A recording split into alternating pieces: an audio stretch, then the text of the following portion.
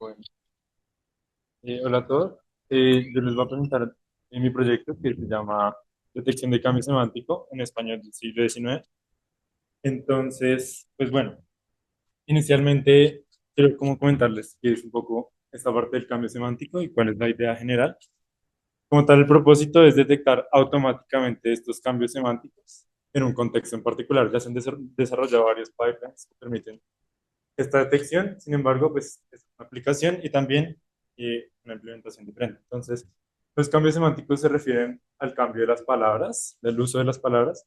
Por ejemplo, está el caso de navegar, que se utilizaba antes para los barcos y actualmente se utiliza mucho para Internet en general y muchas otras palabras que presentan este tipo de cambios.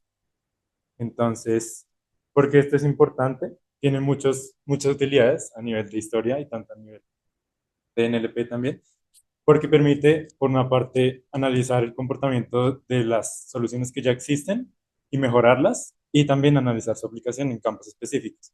Por la parte de historia, va a también mirar cómo estos o qué cambios hay en un contexto específico, en particular en español del siglo XIX, y qué cambios representan esto a nivel político, social, cultural, etcétera. Entonces, otra de las problemáticas que surgió, digamos, o que existe a nivel general, es que para este tipo de periódicos, ver, para algunos casos no es muy clara, o pues digamos la detección de OCR no es directa, y pueden haber muchos errores. Entonces, por ejemplo, existen algunos errores de OCR, o acá les llamo zancudo como sanseo, y este tipo de cosas, y algunas palabras han cambiado su escritura. Entonces, esto es lo que llamamos formas superficiales, que son las formas como se escribían las palabras en un contexto en particular. Entonces, por ejemplo, aquel antes se escribía sin tilde y pues uno de los más recurrentes es que A se escribía con tilde. Entonces, bueno, para esta parte de la corrección de errores, lo que se hizo fue utilizar un modelo de lenguaje que tomara el texto original, lo convirtiera en un texto corregido y mediante un algoritmo de diferencia encontrar cuáles fueron los cambios que tuvieron, en donde las adiciones y las eliminaciones son alucinaciones. Entonces, no se deben tener en cuenta, sino únicamente los cambios que haya realizado el modelo de lenguaje para encontrarlos y así detectar, pues, clasificarlos entre las formas superficiales, que es lo que más nos interesa, y errores de OCR o alucinaciones. Entonces ya una vez tenemos esto, bueno, antes de esto les hablo un poco sobre los datos que se utilizaron.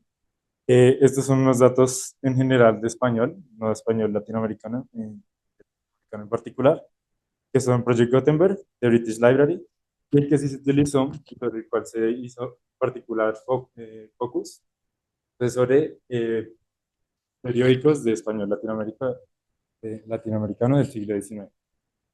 Entonces, esta es aproximadamente la distribución de los datos y se realizó un proceso de limpieza de datos para poder de ahí partir para la solución. Entonces, ahora sí, ¿cómo se realizó este proceso de la detección del cambio semántico? Entonces, inicialmente se tiene una pues sí, una parte, un proceso del pipeline que lo que hace es encontrar todas las ocurrencias de una palabra, tanto en el corpus antiguo como en el corpus moderno, y que el corpus antiguo fue el que les comenté anteriormente, que está entre 1800 y 1914. Entonces, y pues para esto tienen en cuenta la forma superficial. Entonces, por ejemplo, luces, escribía antes con Z, en algunas ocasiones.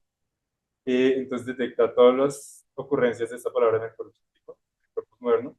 Luego esto se pasa a un modelo tipo BERT, que lo que hace es obtener el word embedding de la palabra dentro del contexto en particular. Todo esto se recopilan dentro de pues, los modernos, los antiguos, y a eso se le aplica un algoritmo de clustering. Esta es la parte más importante, porque este algoritmo de clustering nos permite identificar cuáles son los significados que existen para esa palabra a lo largo del tiempo, lo que llamamos un uso diacrónico de la palabra. Entonces, de ahí es de donde salen este tipo de gráficas, que haré más a detalle en la parte de resultados, y en base a eso es de donde podemos identificar si han habido algunos de los significados que se han perdido, que se han ganado, o que cambió, o que tanto han cambiado en particular. Entonces, bueno, la parte ya más a detalle, la parte de buscar recurrencias, toma las formas de la palabra y la palabra, los dos corpus y me retorna las listas de textos en cada uno de los casos digamos, hay una cosa importante a tener en cuenta, es que para extrapolar esto a un caso mucho más grande es importante considerar que una palabra, y más que todos los verbos, tienen muchas formas de escribirse. Entonces, pues es importante considerar pues, como este vínculo de matización. Estas son como algunas de las formas superficiales que se encontraron. Una de las principales es, por ejemplo, J, G, que son la parte de generación de embeddings, digamos, utilizo ver porque este es el modelo que más, como de los más utilizados en este caso particular para la generación de embeddings. Se utilizan tres formas en particular, que son Beto, que es el BERT en español, el más utilizado, BERT multilingüe para hacer comparaciones de cuál de los dos es mejor, y Albert, que es uno de los modelos también muy parecido a Beto, pero es más pequeño en realidad, en cuanto a modelado, en cuanto a número de parámetros, perdón. Y ya para el entrenamiento de estos modelos, lo que se hizo fue se hizo fan tuning mediante la tarea de Masked Language Modeling, que lo que hace es enmascarar un porcentaje de los tokens aleatorios en todo el corpus. Y el modelo lo que hace es aprender a predecir la probabilidad con la probabilidad de la palabra que iría en ese token en particular. Entonces, estos fueron en total los dos modelos,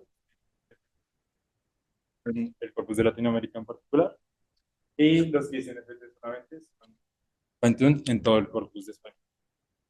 Entonces, eso es por la parte de el orden de la palabra. Luego lo que se hizo fue el algoritmo de clustering. Entonces acá se probaron dos algoritmos en particular que son Propagation. Affinity Propagation nos ofrece una ventaja muy grande con respecto a Camins, es que nos permite identificar clusters o casos en los que una palabra tiene un único significado a lo largo de todo. Entonces, por ejemplo, pues se hizo un tuneo de un parámetro que es el damping. Y en Camins, para la detección automática del número de clusters, usaron dos métricas diferentes, beta y la inercia. Entonces, pues bueno, ya más adelante les muestro cuáles fueron los resultados que tuvimos de esto. Y por último, para la medición del cambio semántico, la distancia coseno y una métrica diferente que es PRT, que también se basa en la similitud para detectar el cambio semántico, sin embargo, ninguna es la frecuencia, que es lo más importante.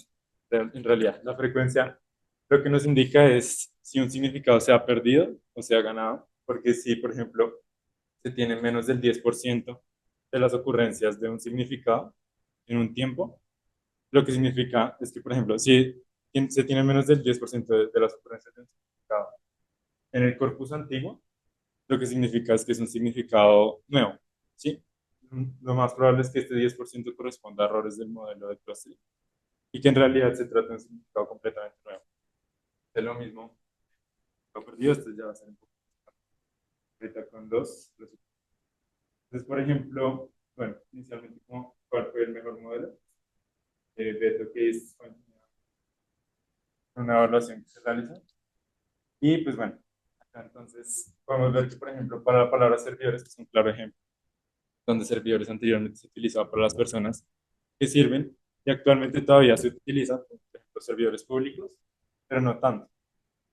La palabra servidores actualmente se utiliza más en toda la parte de informática. Entonces, esto es algo que se puede ver claramente. Acá, pues bueno, acá los significados, cada uno de los colores. Anteriormente se tenía este predominante entre el único y actualmente está todavía presente, pero en menores proporciones. Y el que más predomina es cada uno, corresponde a la servidor informática. También, bueno, esto es sobre una de las palabras que ya conocemos y ya sabemos que tuvo un cambio. Sin embargo, hay otras palabras, siento, infancia, que pues bueno, no es tan claro ver cuáles son los cambios. Sin embargo, por ejemplo, sentimiento anteriormente se utilizaba mucho más para lo que correspondía a la moralidad de una persona. Actualmente corresponde mucho más al sentir, a lo que sí, realmente como más a la pasión.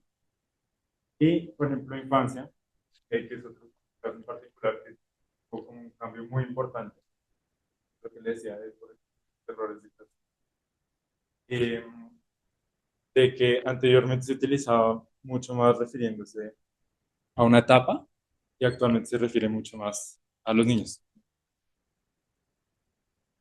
Listo, listo. Y pues bueno, esto es una aplicación que es palabra que pues también sirve para detectar relaciones entre diferentes palabras.